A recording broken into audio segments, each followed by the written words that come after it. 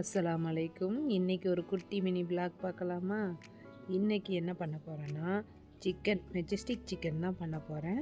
அது வந்து நார்மலாக நம்ம சிக்கனை மேரினேட் பண்ணி வைப்போம்ல, அதே மாதிரி மேரினேட் பண்ணி சிக்கனை ரோஸ்ட் பண்ணி எடுத்துக்கலாம் ஆயிலில் போட்டு.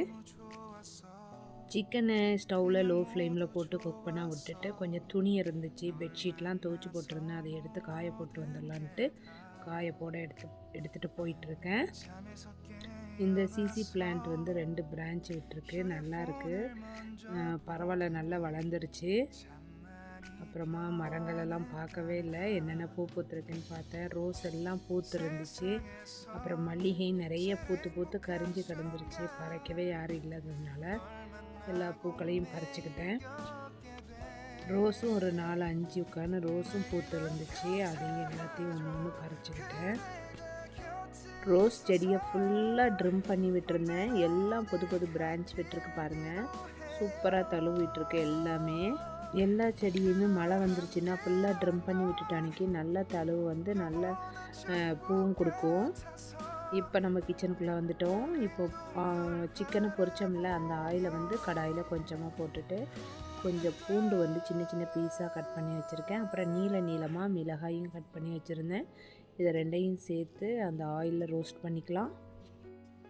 கொஞ்சமாக கேஷ்யூ நட்டும் சேர்த்துக்கலாம்,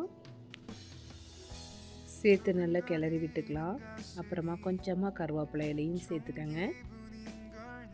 ஒரு 3 டீஸ்பூன் அளவுக்கு கொஞ்சமாக தயிரும் சேர்த்துக்கலாம், சேர்த்து நல்லா கிளறி விட்டுக்கலாம். இப்போ ஓரளவு நல்ல ப்ரௌன் கலர் வந்துருச்சு, தயிரும் நல்லா மிக்ஸ் ஆகிட்டு இப்போ கொஞ்சமாக சோயா சாஸ் சேர்த்துக்கலாம். ஒரு 1.5 டீஸ்பூன் அளவுக்கு சோயா சாஸ் சேர்த்ததுக்கு அப்புறமா காரத்துக்கு ஏற்ற மாதிரி சில்லி பவுடர் கொஞ்சம் சேர்த்துக்கங்க, சேர்த்து நல்லா கிளறி விட்டுக்கலாம். இப்போ நார்மலாக கபாப் செய்கிற மாதிரி தான் நான் ஆயிலில் ரோஸ்ட் பண்ணி எடுத்து வச்சுருந்தேன். அதை இதோட சேர்த்து அந்த மசாலா எல்லாம் நல்லா சிக்கனில் கோட் ஆகிற மாதிரி நல்லா கிளறி விட்டுக்கோங்க. வீட்டுக்கு யாராவது கெஸ்ட்டு வரும்போது நம்ம எப்போவுமே ஒரே கபாப் தான் பண்ணி டிஃப்ரெண்ட்டாக பண்ணி வைக்கலாமே.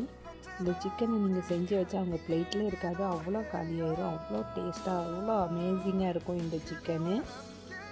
வீட்டில் இருக்கிற பிள்ளைங்களுக்கு சிக்கன்டாலே ரொம்ப பிடிக்கும். இந்த மாதிரி வெரைட்டியாக பண்ணி கொடுக்கும்போது இன்னும் விரும்பி சாப்பிடுவாங்க. இப்போ இதை ஒரு பிளேட்டில் நான் அரேஞ்ச் பண்ணிகிட்ருக்கேன். அப்புறமா இந்த சிக்கனை ரைஸுக்கு வச்சு சாப்பிட்டோம், ரொம்ப டேஸ்ட்டாக இருந்துச்சு. அப்புறம் பப்பாளி பழம் ஒன்று இருந்துச்சு, அது ரொம்ப பழுத்து போய் இருந்துச்சு. சரி, அது வெட்டிடுவோமேன்னு வெட்டுனா உள்ளே பாருங்கள் எவ்வளோ விதை இருக்குன்னு. இப்போ உள்ள பழங்கள்லாம் விதையே கிடையாது. இது நாட்டு பழம்னு சொல்லி கொடுத்துருந்தாங்க. நானும் ஹைப்ரிட்டாக தான் இருக்குன்னு நினச்சிட்டு எடுத்துகிட்டு வந்தேன். செம விதையாக இருந்துச்சு. அப்புறம் வெட்டி சாப்பிட்டோம்.